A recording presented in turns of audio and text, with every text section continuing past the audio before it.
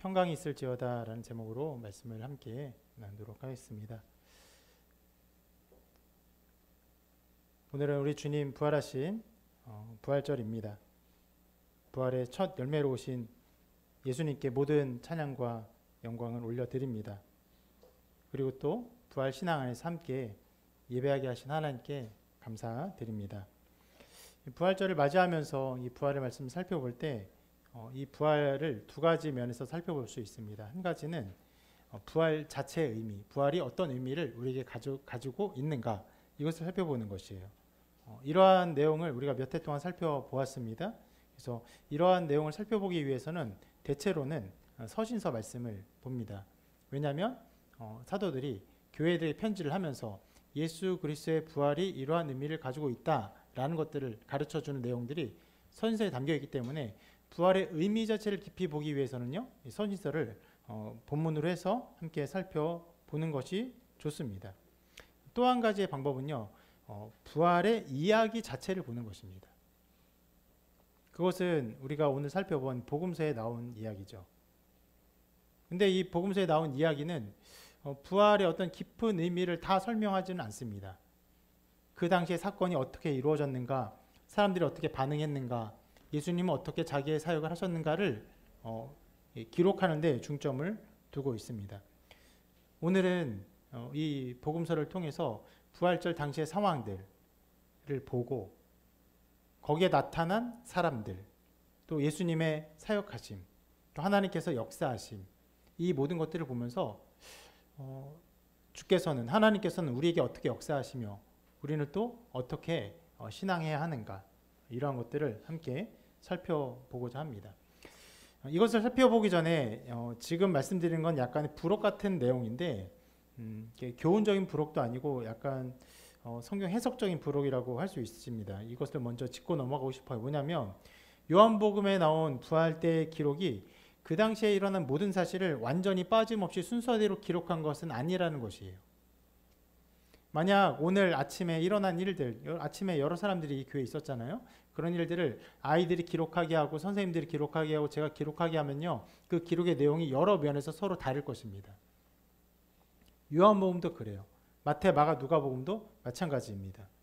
그래서 각 복음서를 보면 부활의 어떤 기록들이 이것은 좀 안 맞지 않고 저것은 좀 다른 얘기를 하는 것처럼 보일 때가 있습니다. 여자가 한 명일 때도 있고 두 명일 때도 있고 베드로가 이곳에 있기도 하고 저곳에 있기도 하고 그런 상황으로 나타납니다. 그래서 이제 실은 이 복음을 공격하는 반대자들이 이 복음서의 이 서로 맞지 않은 문제를 가지고 어떤 면에서의 이 신빙성을 공격하기도 했습니다. 근데 그 모든 공격들은 대체로 이렇게 복음서의 여러 조화에 그 노력을 기울이면 해결되는 부분이에요. 그래서 마태, 마가, 누가, 요한의 네 가지 복음서에 나타난 부활의 이야기들을 전체적으로 쭉 이렇게 나열하고 실제적으로 그 당시에 어떤 일이 벌어졌는가를 전체적으로 서술해서 글을 기록할 수도 있습니다. 그런데 그런 기록이 어떻게 보면은 보다 더 그 당시의 부활의 상황을 정확하게 쓰고 혹은 밝히는 내용이라고 할 수 있겠지만 그런 것을 우리가 본문으로 삼지는 않아요. 왜냐하면 하나님께서 마태와 마가, 누가, 요한을 통해서 이 성경을 기록하게 하셨고 그들의 어떤 관점, 그들의 기록의 방식들, 그들의 언어를 통해서 하나님의 일을 이해하게 하셨어요. 그것이 하나님의 뜻입니다.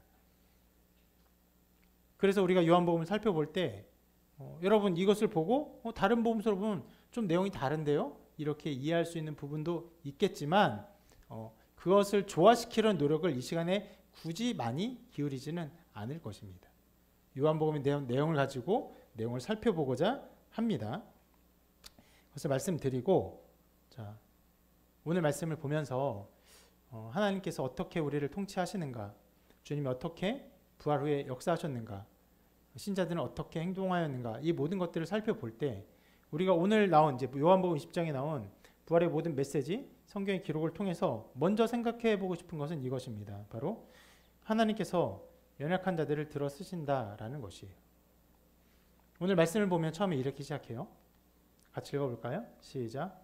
안식 후 첫날 일찍이 아직 어두울 때에 막달라 마리아가 무덤에 와서 돌이 무덤에서 옮겨진 것을 보고. 예수님의 부활을 가장 먼저 본 사람이 바로 여자였어요. 당시 여자는 법정에서 증인으로 이렇게 설 수도 없었습니다. 여자의 증언은 효력이 없었어요. 그런 사람이, 그런 여자가 이 부활 사건의 첫 증인이 되었습니다. 여자가 연약한 존재인가요? 예, 연약한 존재예요. 증언자로도 마땅하지 않은 존재입니다. 그러한 모든 상황을 볼 때 기본적으로 하나님께서 연약한 사람을 통해서 역사하시는구나 라는 것들을 살펴볼 수 있는 것이에요. 물론 여러분 이러한 내용을 볼 때 이렇게 해석하는 것도 가능합니다. 여인들이 부활의 첫 증인이 된 것은 그냥 어쩌다가 되어진 그냥 일일 뿐이다 라고 보는 것도 가능할 수 있어요. 그 모든 상황을 우연의 상황으로 보는 것입니다.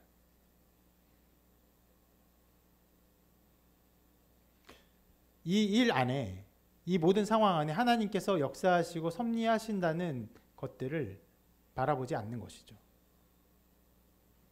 불신앙은 그렇게 볼 수 있습니다. 그 이상한 해석이 아니에요.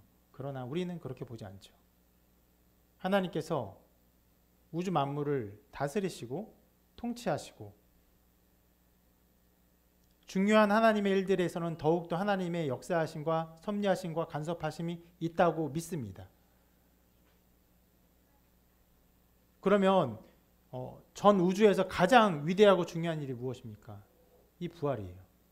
예수님의 성육신 그리고 죽음, 부활이에요.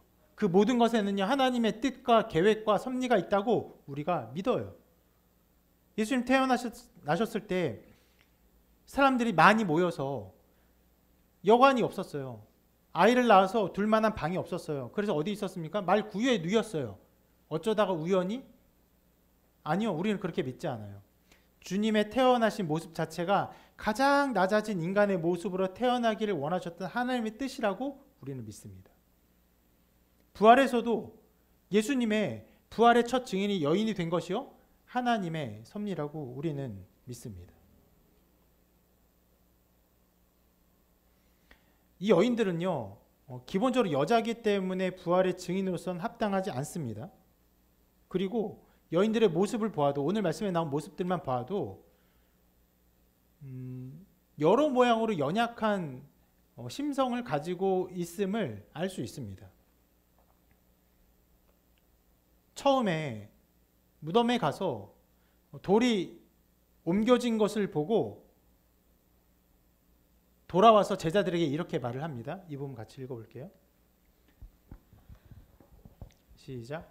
시몬 베드로와 예수께서 사랑하시던 그 다른 제자에게 달려가서 말하되 사람들이 주님을 무덤에서 가져다가 어디 두었는지 우리가 알지 못하겠다 하니. 무덤에 어떤 일이 일어난 것을 보고 베드로와 사랑하시던 그 다른 제자는 요한이에요. 요한복음을 기록한 요한은 자기를 표현할 때 요한이라고 표현하지 않고 종종 이렇게 애둘러 표현하기도 하고 실은 요한이 주님의 사랑을 많이 받은 제자이기도 합니다. 그래서 이렇게 표현을 하기도 합니다. 요한과 베드로에게 와서 이렇게 말해요. 뭐라고요? 사람들이 주님을 무덤에서 가져다가 어디 두었다. 그런데 어떻게 된지 우리가 모르겠다. 이렇게 말을 해요. 그러면 이 여인이 그 무덤에 어떤 상황이 벌어진 것을 보고 예수님이 부활하셨다는 것을 믿었느냐? 그렇게 인지했느냐? 그렇지 못했어요. 심지어는 이런 말을 하고 베드로와 요한이 그 말을 듣고 어떻게 했겠습니까? 이제 무덤에 간 것이죠. 그리고 어떤 일이 일어나요. 그리고 오늘 좀 이따 우리 살펴볼 또 하나의 부분인데 베드로와 요한이 예수님의 부활에 대한 어떤 믿음의 어떤 단계를 거칩니다. 그리고 요한과 베드로는 돌아갔는데 마리아는 여전히 무덤 앞에 남아 있어요. 그리고 그때 기록을 이렇게 기록합니다. 이 부분 같이 한번 또 읽어보겠습니다. 여러 절인데요. 시작. 마리아는 무덤 밖에 서서 울고 있더니 울면서 구부려 무덤 안을 들여다보니 흰 옷 입은 두 천사가 예수의 시체 누웠던 곳에 하나는 머리편에 하나는 발편에 앉았더라. 천사들이 이르되 여자여 어찌하여 우느냐. 이르되 사람들이 내 주님을 옮겨다가 어디 두었는지 내가 알지 못함이니이다. 네, 제가 방금 말씀드린 것처럼 이 상황은요. 베드로와 요한이 무덤에 와서 예수님의 시신이 없어진 것을 보고 그리고 믿게 된 후에 일어난 일을 기록한 것이에요. 실은 도무지 설명하기가 어려워요. 함께 무덤 근처에 있었던 것으로 보이고 베드로와 요한이 들어갔던 것으로 보이고 그리고 나왔으니까 그런 모든 상황에서 베드로와 요한이 이 마리아에게 어떤 예수님의 부활에 대한 말을 했었을 것으로 추측이 되는데 그런 그 정황이 정확히 기록되지 않았어요. 추측이 되는데 마리아는 어떤 태도를 가지고 있습니까? 똑같아요. 여전히. 사람들이 내 주님을 옮겨다가 어디 두었습니다. 근데 어디인지 모르겠습니다. 똑같은 태도를 가지고 있어요.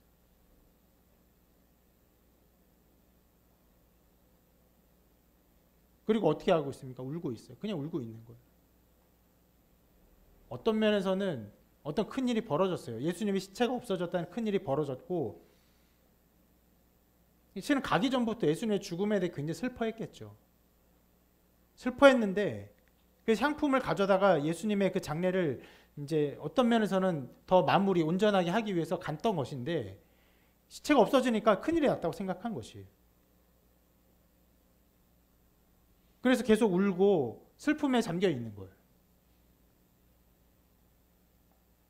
심지어 지금 무덤 안을 들여다보면서 천사들과 대화를 했잖아요. 그 대화를 한 이후에 또 이렇게 기록을 하고 있어요. 같이 한번 읽어보겠습니다. 시작. 이 말을 하고 뒤로 돌이켜 예수께서 서 계신 것을 보았으나 예수이신 줄은 알지 못하더라. 예수께서 이르시되 여자여 어찌하여 울며 누구를 찾느냐 하시니 마리아는 그가 동산지기인 줄 알고 이르되 주여 당신이 옮겼거든 어디 두었는지 내게 이르소서. 그리하면 내가 가져가리이다. 말씀의 기록에 특별한 지점들이 나오는데 보면은 돌이켜 예수께서 서 계신 것을 보았어요. 그런데 알아보지 못해요. 울고 있죠. 계속 울고 있어요. 동산지기인 줄 착각하고 있습니다.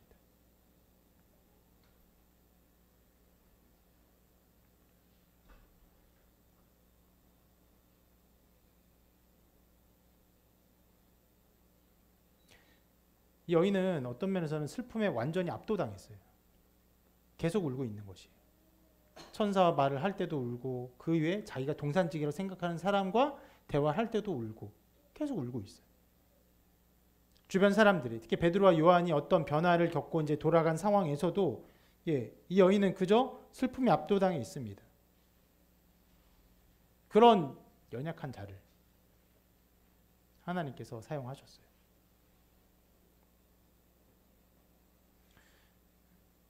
이제 특별한 지점인데 이 부활이라는 놀라운 사건, 가장 위대한 사건, 가장 중요한 사건의 증인으로 하나님께서 가장 지혜로운 사람 쓰지도 않으시고 가장 공신력 있는 사람 쓰지도 않으시고 가장 권세가 있는 사람을 쓰지도 않으셨습니다. 그런 것과는 완전히 거리가 멀었어요. 가장 연약한 자, 슬픔에 함몰된 여인을 사용하셨습니다. 실은 여인들은요 굉장히 연약한 존재들이어서 예수님이 십자가에 못 박힐 때에도 그다지 할 만한 행동이 없었죠. 그렇기 때문에 좀 감사한 것은 제자들과는 좀 달리 예수님 가까이에 더 있을 수 있었습니다. 여인들이 여러 여인들이 있었어요.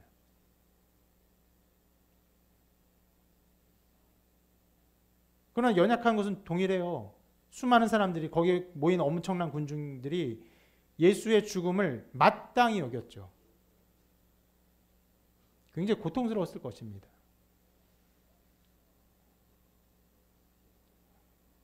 보통 누가 죽음을 당할 때 그 죽음 자체를 불쌍히 여기죠. 죽음의 일이 일어나면요, 그 사람이 이런저런 잘못을 해도 주변 사람들이 좀 긍휼히 여기죠. 그런데 그 당시에 예수님의 상황은 그렇지 않아요. 모든 사람이 예수님 죽임을 마땅히 여겼고 조롱하고 비난했어요. 거기서 여인들이 무엇을 할 수 있습니까? 아무것도 할 것이 없었어요.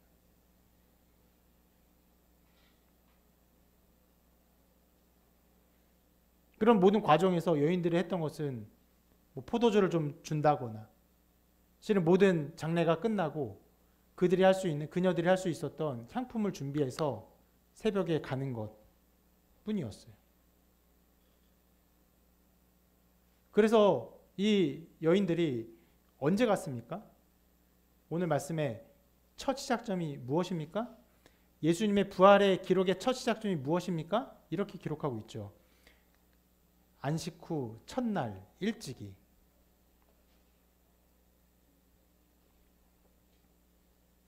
특히 뭐라고 합니까? 안식 후 첫날 일찍이 아직 어두울 때. 왜 그렇게 했어요? 여러분, 시간적으로 예수님께서 3시에 못 박히시고, 오전 9시 못 박히시고 9시, 오후 3시에 돌아가셨어요. 그러면 저녁 6시까지는 어떤 장례 절차를 완전히 끝내야 됩니다. 왜냐하면 저녁 6시부터 안식일이 시작되기 때문에 안식일 이후로는 어떤 것도 해서는 안 되기 때문에 안식의 모든 장례 절차를 했었어야 됐어요. 3시간 동안 할 것이 굉장히 바쁘죠. 그러니까 제대로 그 장례 절차를 잘 밟지를 못했어요. 그리고 6시가 지나고 하루가 지나고 그리고 밤이 지나서 안식 후 첫날 아직 어두울 때 새벽이 되자마자 여인들이 간 것이죠. 향품을 왜요? 향품을 준비 못했던 것이에요.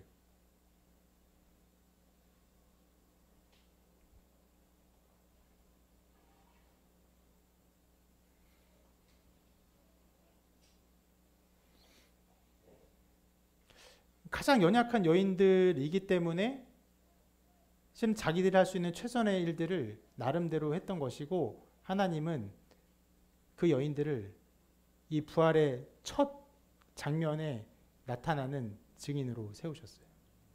얼마나 영광스러운 아침입니까? 안식 후 첫날 일찍이.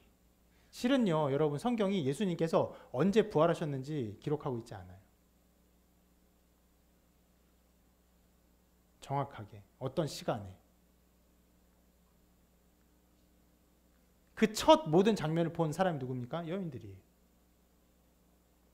여러분, 역사상 가장 중요한 일에 증인으로 가장 연약한 여인들을 사용하셨음을 여러분 마음과 심령 가운데 깊이 새기시기를 바랍니다. 우리는 이 세상에 태어나서 이 각박하고 또 경쟁이 치열한 세상 속에서 무언가 나의 능력을 증명하고 나의 힘으로 어떤 일을 성취하기 위해서 열심히 부지런히 살아갑니다. 그 모든 일은 다 나름대로 가치가 있는 일이에요. 그렇게 해야 합니다. 그런데 여러분, 우리가 할 수 있는 그 어떤 것보다 가장 위대한, 가장 가치 있고 가장 탁월한 일, 하나님이 우리에게 맡기신 그 사명 무엇입니까? 그러므로 너희는 가서 모든 민족을 제자로 삼아 아버지와 아들 성령의 이름으로 세례를 베풀고 내가 너희 분반 모든 걸 가르쳐 지키게 하라. 이 일을 이루는 데 있어서는, 하나님의 귀한 삶을 이루는 데 있어서는요, 연약한 자를 사용하십니다. 능력을 보지 않으세요.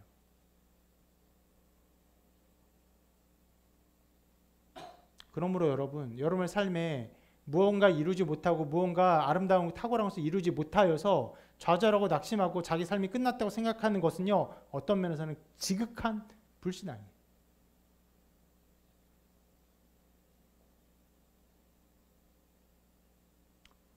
하나님은 연약한 자들의 말과 입을 통해서 복음을 전하게 하시고 그 복음을 통해서 많은 사람들을 구원하는 일을 지금도 하십니다. 이 여인들을 부활의 첫 증인으로 세우신 것. 뭐 그 이후로 이 여인들이 교회에서 초대교회에서 엄청난 일을 했느냐? 그렇지 않아요. 부자로 살았느냐? 모르겠어요. 아무래도 가난하게 살았을 확률이 매우 높습니다. 이때 이미 가난했다고 말할 수 있는 건 아니에요. 그러나 가난하게 살았을 확률은 매우 높아요. 왜요? 초대교회가 시작된 이래로 많은 성도들, 많은 사람들은요, 자기 것을 아낌없이 다 나눠주는 삶을 살았어요. 그럼 삶이 어렵냐 쉬웠냐? 어려웠을 것입니다. 고통을 당했냐 당했을 것입니다. 그러나 가치 있냐 가치 없었냐? 위대한 가치가 있는 삶이죠.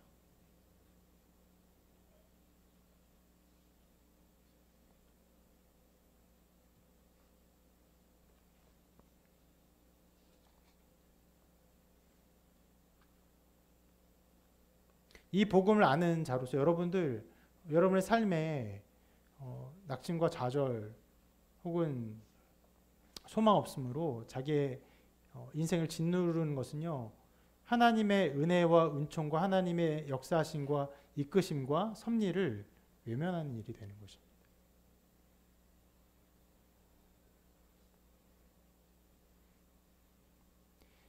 이 여인처럼 주님을 사랑하고 실은 연약한 그 마음을 드리는 자를 사용하시고 그 연약한 발걸음을 사용하시고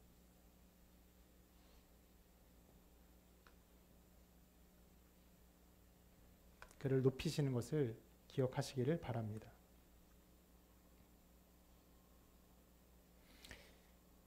그리고 오늘 말씀에서 살펴보고 싶은 또 다른 한 가지는요, 이것인데요. 하나님께서 연약한 믿음을 세우신다라는 것입니다. 앞의 것과 어떤 면에서는 굉장히 비슷한 부분이기도 하고 조금은 굉장히 다른 부분이기도 합니다. 오늘 말씀을 보면요, 말씀 전체 중에서 굉장히 묘한 표현이 한 군데 나와요. 뭐냐면 8절인데 8절이 이렇게 기록하고 있습니다. 같이 읽어볼게요. 시작. 그때야 무덤에 먼저 갔던 그 다른 제자도 들어가 보고 믿더라. 자, 제가 아까 전에 나중에 설명한다고 했던 베드로와 요한의 어떤 일에 대한 이야기의 결론이라고 할 수 있어요. 그러니까 베드로와 요한의 기록이 어떻게 나왔냐면 이렇게 나와 있어요. 다시 한번 읽어볼게요. 3절부터 읽습니다. 시작. 베드로와 그 다른 제자가 나가서 무덤으로 갈새 둘이 같이 다름질하더니 그 다른 제자가 베드로보다 더 빨리 달려가서 먼저 무덤에 이르러 구부려 세마포 놓인 것을 보았으나 들어가지는 아니하였더니 시몬 베드로는 따라와서 무덤에 들어가 보니 세마포가 놓였고 또 머리를 쌌던 수건은 세마포와 함께 놓이지 않고 딴 곳에 쌌던 대로 놓여 있더라. 이 모든 일 안에 하나님의 그 참 놀라운 섭리가 다 담겨 있다고 생각하는데, 마리아가 예수님의 시신에 어떤 일이 벌어졌다는 얘기를 전했어요. 그러니까 베드로와 요한이 그 말을 듣고 나가서 무덤으로 갑니다. 근데 같이 달려갔어요. 그런데 어떤 일이 벌어졌습니까? 그 다른 제자가 이제 요한이에요. 요한이 베드로보다 더 빨리 달려가서 무덤에 이르렀어요. 어떻게 더 빨리 갈 수 있었을까요? 네?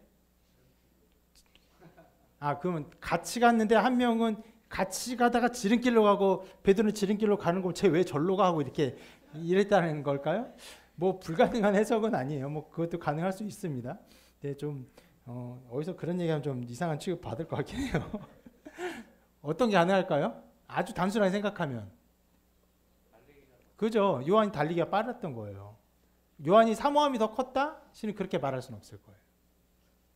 네. 왜냐하면 베드로 얼마나 주님을 사랑하는 사람입니까? 또 한 가지 가능한 것은요, 뭐 이런 것, 베드로가 주님 만나기를 굉장히 어떤 면에서는 무서워하고도 부끄러워해서 그 다리에 그 신속에 힘이 떨어져. 그럴 수도 있어요.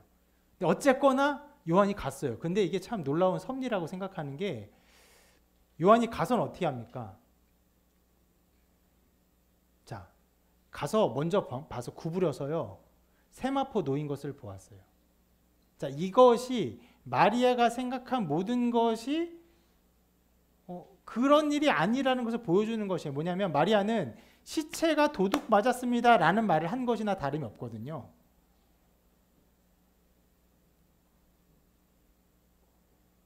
그런데 실은 그 당시에 도굴꾼이 많았어요. 가난한 때였고 시신을 싸는 그 세마포가 굉장히 비싼 그 옷감이었기 때문에 그것을 도둑질하는 일이 많았습니다. 그것은 여러분 예수님 십자가에 달린 것만 보아도 알아요. 십자가에 달렸을 때 예수님의 그 겉옷, 속옷 어떻게 했습니까? 그 밑에 있는 군인들은 나름대로 부자예요. 그 부자인 군인들조차 그 옷을 나눠 가지려고 실은 함께 갖는 것과 나눠 가지려고 제비를 뽑아요. 그러면 어느 조각의 옷감을 얻는 것조차 그들에게 소중한 일이 되는 것이죠. 그러면 여러분 그 예수님이 입고 실은 매맞고 막 피 흘리고 그 옷조차 가져가려 했다면 시신을 싼 그 깨끗한 세마포의 천을 완전히 가져가는 것은 얼마나 경제적으로 이득이 되겠습니까? 그러니까 도굴꾼이 많았던 거예요. 그런데 세마포가 놓였어요. 그렇다는 것은 예수님의 시신이 도둑맞은 것이 아니라는 것을 보여주는 강력한 증거입니다. 시신이 도둑맞은 것이 아니구나. 시신에 어떤 다른 일이 일어난 것이구나 라고 생각해야 되는 일입니다. 그런데 요한이 그것을 보고 어떻게 해요? 안 들어가요. 들어가지 않았어요.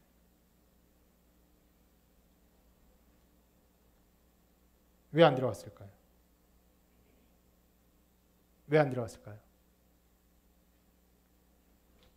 이걸 알 수 없어요. 알 수 없는데 무언가 요한이 그 주저하게 하는 그 마음이 있었던 거예요.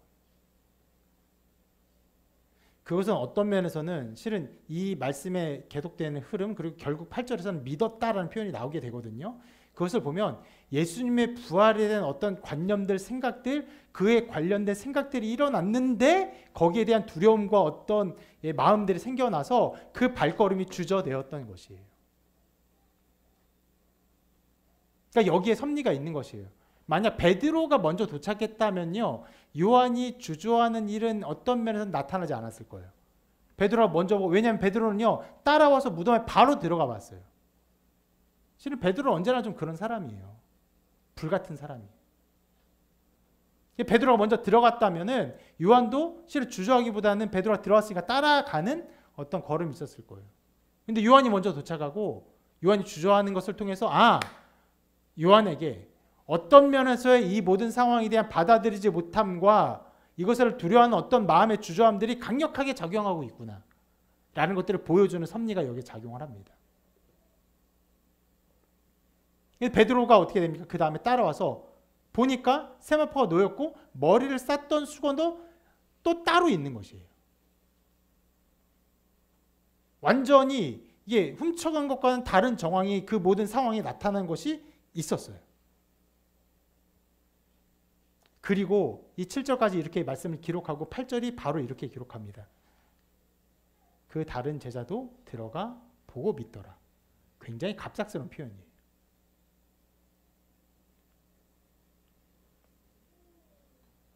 그 이 말씀을 따라 보면은 그 다른 제자 요한이죠. 요한도 믿더라. 그러면 그 앞에 누가 믿었다는 말입니까? 베드로가 믿었다는 말이에요. 상황적으로 이러한 것들을 생각해 볼 수 있습니다. 그 모든 것들을 베드로가 먼저 가서 보고 모든 정황을 보고 베드로가 예수님의 부활에 대한 어떤 믿음을 표현했고 요한도 그에 따라 같은 믿음을 가지게 된 것이라고 이것을 볼 수 있는 것이에요. 그런데 정말 여기서 이 베드로와 요한이 어느 정도로 이 부활의 사실을 믿었는지는 정확하게 알 수 없어요. 왜냐하면 그 다음 상황이 더 좀 미스테리하게 되는데 이렇게 보고 믿고 그리고 베드로와 요한이 돌아갔어요. 근데 마리아는 무덤에 여전히 남아서 어떻게 합니까? 울고 있어요. 울면서 뭐라고요? 시신을 사람이 어떻게 했는지 알지 못합니다. 이러고 있는 거예요. 그런 모든 상황을 생각해 볼 때 베드로와 요한이 그 믿는 믿음이 예수님 부활하셨어. 정말 부활하셨어. 부활이 확실해. 마리아야 울지 마. 예수님이 부활하신 거야. 이런 식으로 이루어진 것은 아닌 것으로 보이는 상황이 벌어지고 있는 것입니다. 그럼에도 여러분 성경이 뭐라고 표현합니까? 써 있는 것처럼 분명히 그들이 믿었다는 그 믿음을 표현하고 있어요. 어떤 면에서는 굉장히 작은 믿음이지만, 어떤 면에서 불분명한 믿음이지만, 부활에 대한 믿음이 정말 이제 드러나고 그것이 자라나고 있음을 표현한 것이 이 말씀인 것입니다.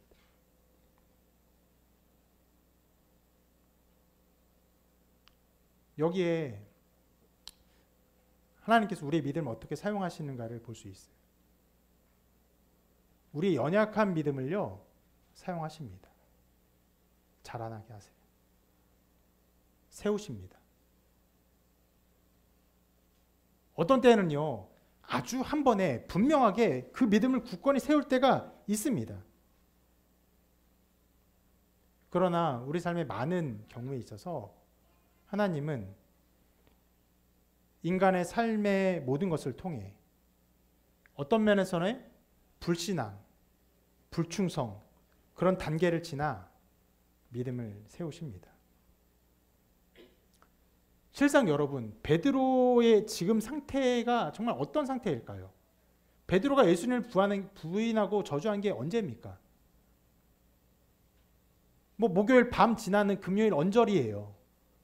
그리고 이제 주일인 거예요. 고작 3일, 4일밖에 안 됐어요. 어떻게 부인하고 저주했어요? 다 기우니까 어떻게 했습니까? 통곡을 하죠.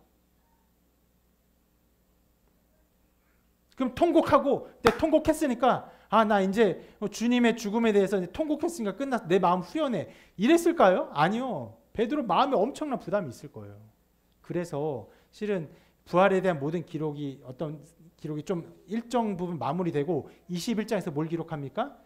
예수님께서 베드로를 만나주시고 어디서요? 그 바닷가에서. 베드로가 예수님 보려고 막 헤엄치고 90m를 그 해변가에서 불 피우고 생선 먹고 굉장히 아름다운 장면이에요. 특별한 장면입니다. 내 양을 먹이라. 그런 특별한 장면이 베드로에게 주어질 만큼 베드로의 마음은 분명히 어려웠을 거예요. 고통과 후회와 어떤 자기 미움이랄까요? 가득했을 것입니다. 나는 왜 이런 존재인가? 나는 왜 이렇게 엉망인 존재인가? 내가 주님을 볼 수 있을 것인가?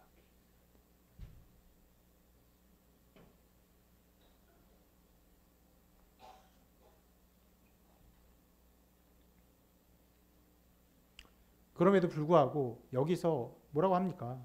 그 다른 제자도 들어가 보고 믿더라. 베드로도 믿고 요한도 믿은 것이에요. 그런 연약한 자들의 그 믿음들을 하나님께서 사용하고 계심을 볼 수 있는 것이에요. 충분히 회개했냐? 아니요. 충분히 회개했다고 말할 수 없어요. 주님 만날 수 있는 그런 마음의 상태냐? 그렇게 말하기도 어려워요. 그러나 분명히 그 믿음의 어떤 걸음들을 성경이 기록하고 있습니다. 그 모든 과정을 통해서 하나님이 사람을 자라게 하시고 신앙을 성장하게 하시는 것이에요. 때로 제가 저의 신앙의 그 어떤 여정을 말씀드리면서 20살 때 예수님을 정말 믿게 되었던 중요한 시점을 얘기하는 때가 있습니다. 종종 말씀드렸어요. 20살 때 수련회 가서 예수 그리스도의 죽으심과 부활에 대한 메시지를 예수님이 나를 위해 죽으셨구나. 예수님 나를 위해 죽으시고 나를 위해 부활하셨구나. 그것이 정말로 일어난 일이구나. 나는 구원받은 자로구나. 아주 선명하게 구원받음을 기뻐 즐거워하고 하나님을 즐거워했던 그날의 영광을 제가 여러 번 말씀드렸습니다. 그리고 그날의 어떤 믿음과 어떠함은요, 그 이전의 신앙의 양태와 양상과 모습과는 굉장히 다른 것이라는 것들을 말씀드렸어요. 그 이전에 분명히 열심히 신앙생활을 했습니다. 중학교 때 좀 잠시 방황해서 3주 정도 교회를 안 나간 때가 있었어요. 그때를 제외하고는 어떤 날도 주일 성수, 고3 때 어떤 시간에도 이제 제가 모든 교회 행사, 모든 일 어떤 부분에도 뒤로 한 걸음도 물러나지 않았어요. 단 한 걸음도. 그리고 모든 사람보다 더 앞서 나와서 모든 충성을 다했습니다. 그런데 그것은 다 나의 어떤 인간적 열심이고 복음을 믿는 예수 그리스도의 죽음과 부활을 믿는 믿음과는 굉장히 다른 것이었다는 것을 여러분들에게 자주 말씀드렸어요. 그런데 그렇게 말씀드렸지만 그 이전의 삶이 그러면 아무 쓸모없는 쓰레기 같은 시간이었냐? 아니요. 그렇지 않은 것이에요. 하나님이 그 이전의 모든 과정을 사용하신 거예요. 엉망이었지만 나름대로 열심히 했던 것. 근데 또 그 가운데 은혜를 안 주셨냐? 많은 은혜를 주셨습니다.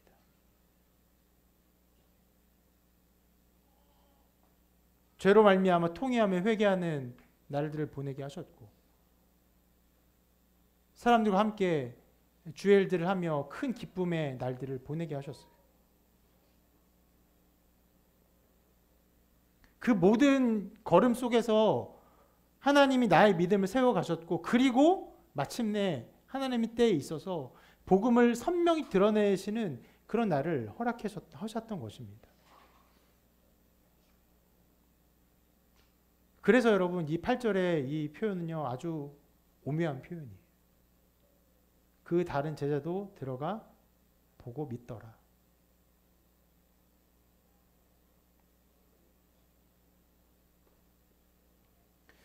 하나님이 연약한 믿음을 가시고 그를 이끄시는 내용은요. 오늘 읽은 본 바로 다음에 또 한 사건이 나옵니다. 누구에게 나타내는 바로 도마예요. 그 부활의 기록들을 보면은 예수님이 제자들에게 나타나시고 제자들이 예수님을 보고 그 부활하신 예수님을 만나고 그 모든 상황을 믿게 됩니다. 그런데 그 자리에 도마가 없었어요. 그래서 제자들이 예수님 부활하셨다라고 도마에게 말하니까 도마가 이렇게 말합니다. 한번 이 부분 기록을 한번 읽어볼게요. 시작. 다른 제자들이 그에게 이르되 우리가 주를 보았노라 하니 도마가 이르되 내가 그의 손에 못자국을 보며 내 손가락을 그 못자국에 넣으며 내 손을 그 옆구리에 넣어보지 않고는 믿지 아니하겠노라 하니라. 네, 다른 제자의 증언을 믿지 않았어요. 그러면서 굉장히 강력한 고집, 불신앙을 막 표현하고 있어요. 그런데 자, 이 도마의 이 말에는요 정말 작은 한 조각의 믿음이 있어요. 뭐라고 말할 수 있겠습니까? 그러면 손가락을 예수님 못자국에 여기일 거예요. 못자국에 넣고 옆구리 창자국에 넣지 않으면 믿지 않겠다. 거꾸로 말하면 그러면 넣으면 어떻게 한다는 겁니까? 믿겠다는 것이죠. 넣으면 믿겠다는 것이. 그래서 이 일이 있은 후 8일 후에 사건을 이렇게 기록합니다. 같이 읽어볼게요. 시작. 여드레를 지나서 제자들이 다시 집 안에 있을 때에 도마도 함께 있고 문들이 닫혔는데 예수께서 오사 가운데 서서 이르시되 너희에게 평강이 있을지어다 하시고 도마에게 이르시되 내 손가락을 이리 내밀어 내 손을 보고 내 손을 내밀어 내 옆구리에 넣어보라. 그리하여 믿음 없는 자가 되지 말고 믿는 자가 되라. 도마의 말을 예수님이 무시하지 않으셨어요. 그래서 그 말을 들을 때 제자들은 굉장히 기분 나쁠 수 있을 거예요. 야, 우리가 이렇게 함께 증언했는데 그거 믿지 못한다. 예수님이 그 말을 믿지 못. 너가 제자냐? 너가 정말 예수님을 따른 제자를 할 수 있어요? 라는 마음도 있었을 거예요. 근데 주님은 그 말을 어떤 면에서는 그대로 순순히 응해 주셨어요. 도마야, 너 봐라. 너 봐라.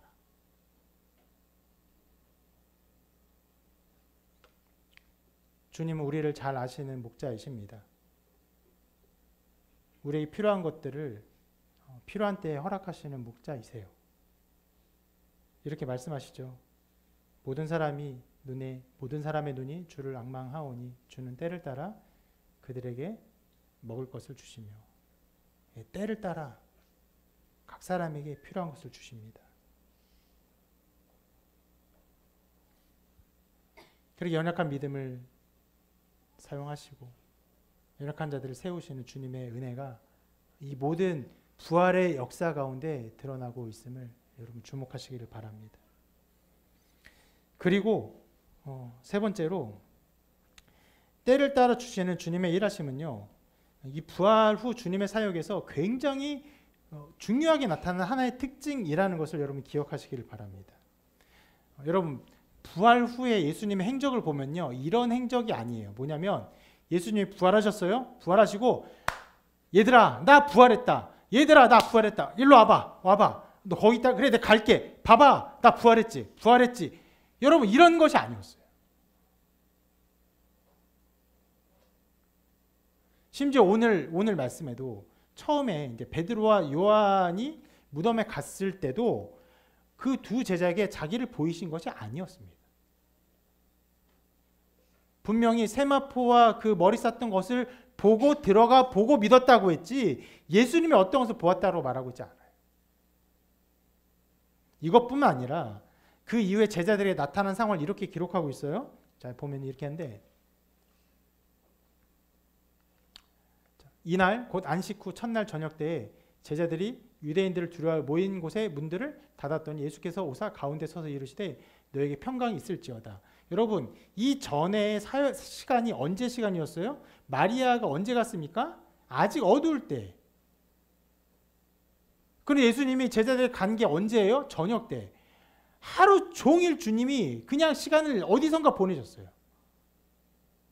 제자들이 함께 모인 곳에 비로도 나타나는 게 언제입니까? 저녁 때.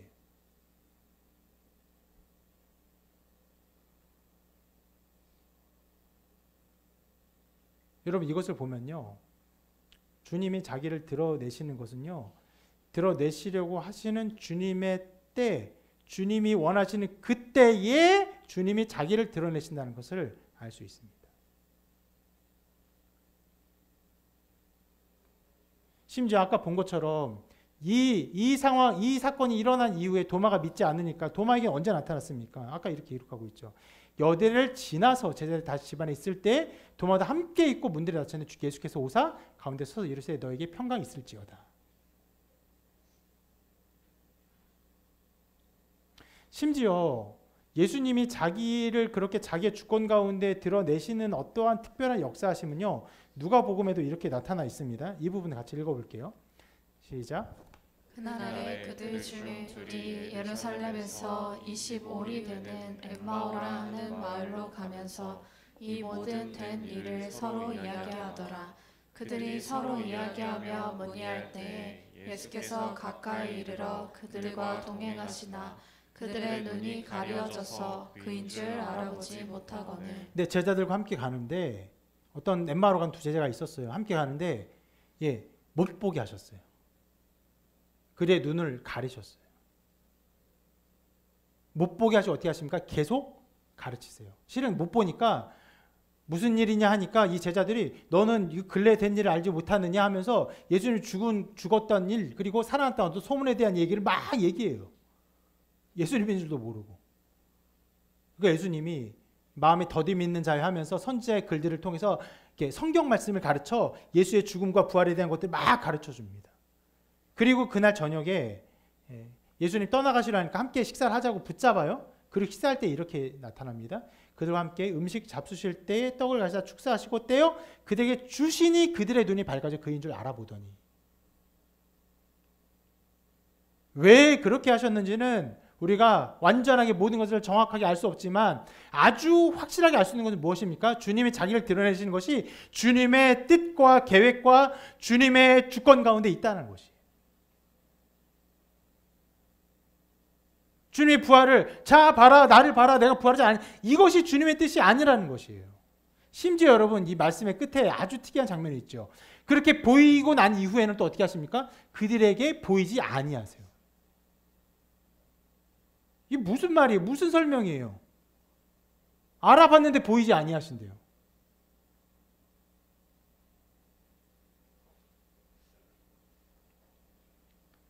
여러분 이것이 부활하신 주님이 자기를 드러내시는 방식인 것입니다.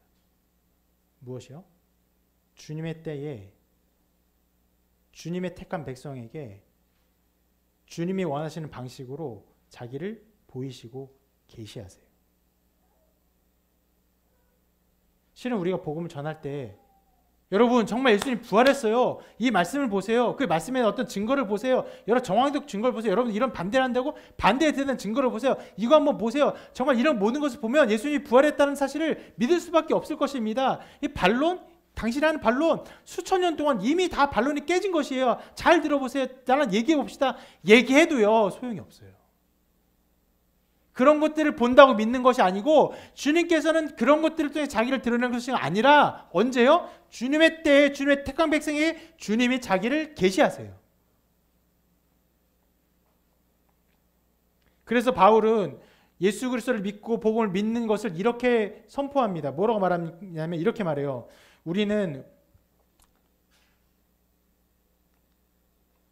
우리를 전파하는 것이 아니라 오직 그리스도 예수의 주 되신 것과 또 예수를 위하여 우리가 너희의 종된 것을 전파함이라. 어두운 데에 빛이 빛이라 말씀하셨던 그 하나님께서 예수 그리스도의 얼굴에 있는 하나님의 영광을 아는 빛을 우리 마음에 비추셨느니라. 전파해요. 복음을 전파했어요. 전파해서 어떤 일이 일어났습니까? 우리 마음에 예수 그리스도의 얼굴에 있는 하나님을 아는 빛. 여러분 사람들 보면 알죠? 누군가 나를 아는 것처럼 쳐다보는 그 빛이 있죠? 가끔 내 뒤에 사람을 아는 빛으로 쳐다볼 때 나 아는 사람인가? 아는 사람인가? 그래 한데 내 뒷사람 인사하면 되게 민망할 때도 있잖아요. 그 빛이라는 게 있어요. 누구를 아는 빛. 그리스도 예수의 얼굴에 하나님을 아는 빛이 우리 마음에 비추시는데, 자, 그 비추시는데 그 하나님 뭐라고 표현하냐면 이렇게 표현해요. 뭐라고 하냐면 어두운데 빛이 빛이라 말씀하셨던 하나님. 무슨 말입니까? 어두운, 아무것도 없어요. 무예요. 아무것도 없어요. 거기 빛이 있어요. 어떤 능력이 나타납니까? 창조의 능력이에요. 그러니까 우리가 예수 그리스도를 믿는 것은 복음을 듣고 그렇습니까? 내가 믿습니다. 라고 해서 되는 것이 아니라 복음을 듣는데 복음을 들음으로 알미암아 그때 어떤 일이 일어나요? 하나님께서 우리 가운데 창조하세요. 하나님 아는 그것들을 만드세요. 그 능력을 베푸세요. 그래서 어떻게 일어납니까? 예수 그리스도의 얼굴에 하나님 아는 빛을 우리 마음에 비춰서 하나님이 그런 분이시구나. 예수님 나의 구원자시구나 라고 말하게 돼요. 담백하게.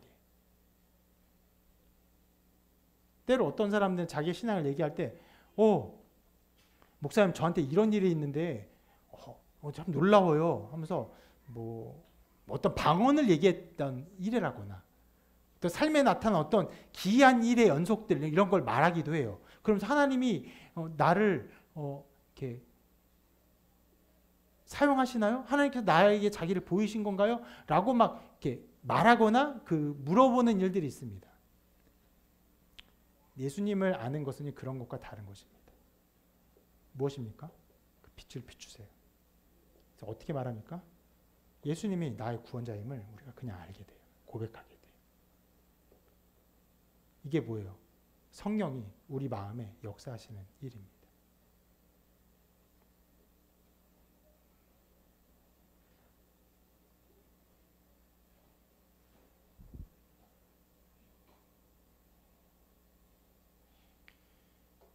주님의 부활 이후의 모든 사역은 우리의 것을 분명히 보여줍니다. 주님은 주님의 때에 주님의 택한 백성에게 자기를 보이세요. 계시하세요. 그리고 그의 연약한 믿음들을 세워가세요. 도마에게는 손가락이 필요했고 베드로에게는 어떤 것이 필요했습니까? 질문이 필요했어요. 몇 번의 질문이요? 3번의 질문이 필요했어요. 너가 나를 사랑하느냐? 왜요? 베드로가 3번 부인했기 때문에 그렇습니다. 베드로에게 손가락 넣어보라고 하지 않으셨어요.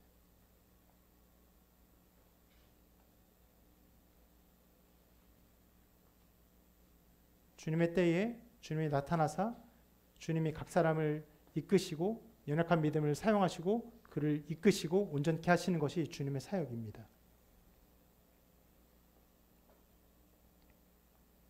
그럼 우리 모든 말씀을 볼 때 우리가 어떻게 됩니까? 주께서 우리 마음에 하나님을 아는 빛을 비추시기를 겸손히 구해야 돼요.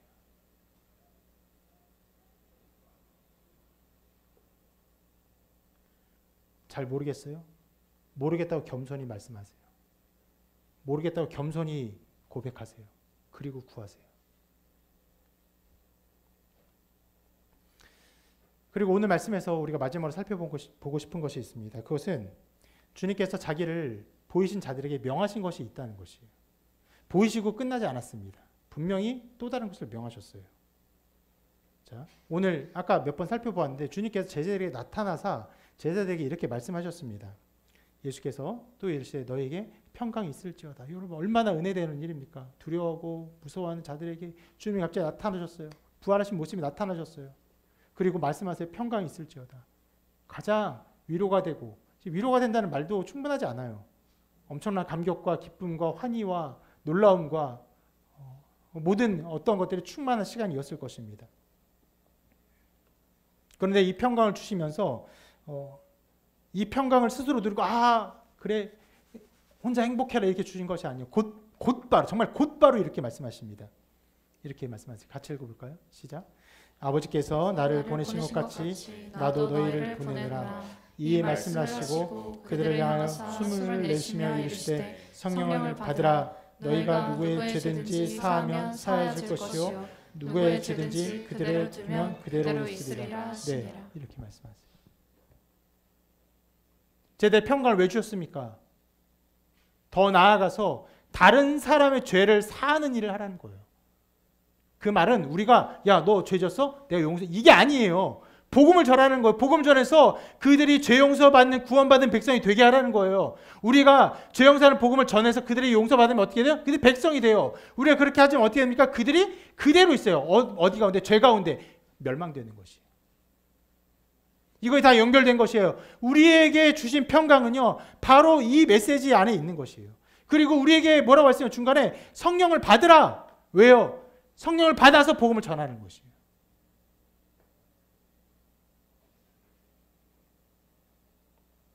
나중에 도마에게 이거 방금 제자리에게 나타난 이거 도마에 또 나타나잖아요. 그때의 상황을 이렇게 말씀합니다. 이거 같이 한번 읽어볼게요. 시작. 도마에게 이르시되 내 손가락을 이리 내밀어 내 손을 보고 내 손을 내밀어 내 옆구리에 넣어보라. 그리하여 믿음 없는 자가 되지 말고 믿는 자가 되라. 도마가 대답하여 이르되 나의 주님이시요 나의 하나님이시니이다. 예수께서 이르시되 너는 나를 본고로 믿느냐? 보지 못하고 믿는 자들은 복되도다 하시니라. 도마에게 나타나시고 마지막 말씀이 무엇입니까? 마지막 말씀에 누구를 향해 있습니까? 바로 보지 못하는 자들을 향해 있습니다. 그러니까 도마가 보고 믿는 것인데 그가 복을 받았어요. 근데 더 복된 것을 말해요. 누구예요? 보지 못하고 믿는 자들, 그들에게 복이 있다고 말씀하십니다. 그들을 향해 주님께서 이 모든 일을 주신 것이에요. 누굽니까? 우리예요. 보지 못하고 믿는 자들. 그리고 이 모든 부활에 대한 말씀을 기록하고, 그리고 요한이 이 복음서를 기록하면서 이렇게 이 20장을 마무리합니다. 예수께서 제자들 앞에서 이 책에 기록되지 아니한 다른 표적도 많이 행하셨으나 오직 이것을 기록하면 너희로 예수께서 하나님의 아들 그리스도이심을 믿게 하려 함이요 또 너희로 믿고 그 이름에 힘입어 생명을 얻게 하려 함이니라.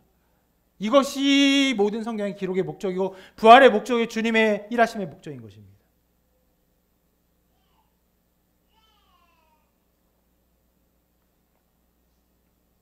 이것이 예수 그리스도 안에 있는 하나님의 뜻이에요. 무엇입니까? 우리 각 사람이 예수 그리스도를 믿는 것. 하나님이 예수 그리스도를 믿는 믿음 안에서 하나님 영광 받기를 작정하셨어요. 스스로 영광스러우고 충만하신 분이 그 예수 그리스도를 믿는 우리의 믿음 안에서 그 기쁨을 누리고 그 영광을 드러내기를 작정하셨어요.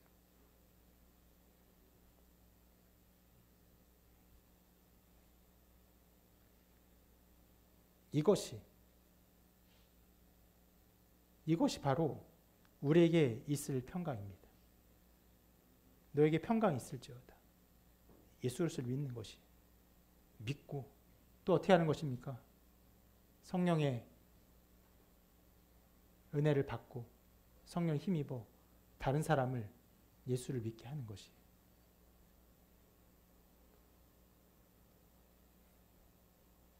이런 평강의 일들이 여러분 삶 가운데 가득하시기를 주님의 이름으로 축원합니다.